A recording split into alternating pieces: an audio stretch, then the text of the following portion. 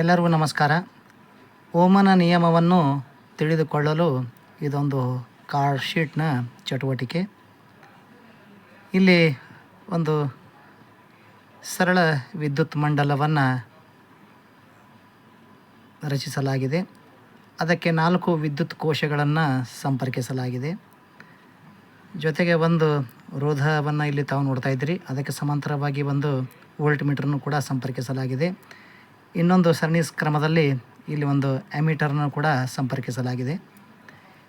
ಈಗ ಮೊದಲನೇದಾಗಿ ನಾವು 1ನೇ ವಿದ್ಯುತ್ ಶುಷ್ಕ ಕೋಶವನ್ನು ಸಂಪರ್ಕಿಸಿದಾಗ ಇಲ್ಲಿ ವೋಲ್ಟ್ ಮೀಟರ್ನಲ್ಲಿ ಏನೋ ಒಂದು ಸೂಚ್ಯಂಕ ಇಲ್ಲಿ ತೋರಿಸ್ತಾ ಇದೆ.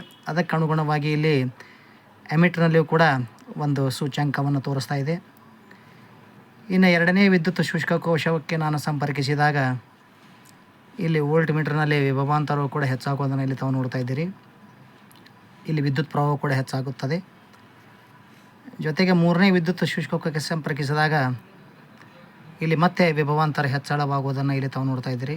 ಜೊತೆಗೆ ಇಲ್ಲಿ ವಿದ್ಯುತ್ ಪ್ರವಾಹ ಕೂಡ ಹೆಚ್ಚಾಗ್ತಾ ಇದೆ. ಈಗ ಕೊನೆಯದು 4ನೇ ವಿದ್ಯುತ್ ಶುಷ್ಕ ಕೋಶಕ್ಕೆ ಸಂಪರ್ಕಿಸಿದಾಗ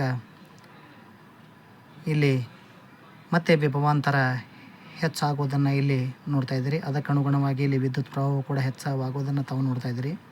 ಒಟ್ಟಾರೆಯಾಗಿ ಒಂದು ವಿದ್ಯುತ್ ಮಂಡಲದಲ್ಲಿ ವಿಭವಾಂತರವನ್ನು ಹೆಚ್ಚಿಸಿದಾಗ ಅದಕ್ಕೆ ಸಂಬಂಧಪಟ್ಟಂತೆ ಆ ವಿದ್ಯುತ್ ಮಂಡಲದಲ್ಲಿ ವಿದ್ಯುತ್ ಪ್ರವಾಹವು ಕೂಡ ಹೆಚ್ಚಾಗುವುದನ್ನು ಇಲ್ಲಿ ತಾವು ನೋಡಬಹುದು.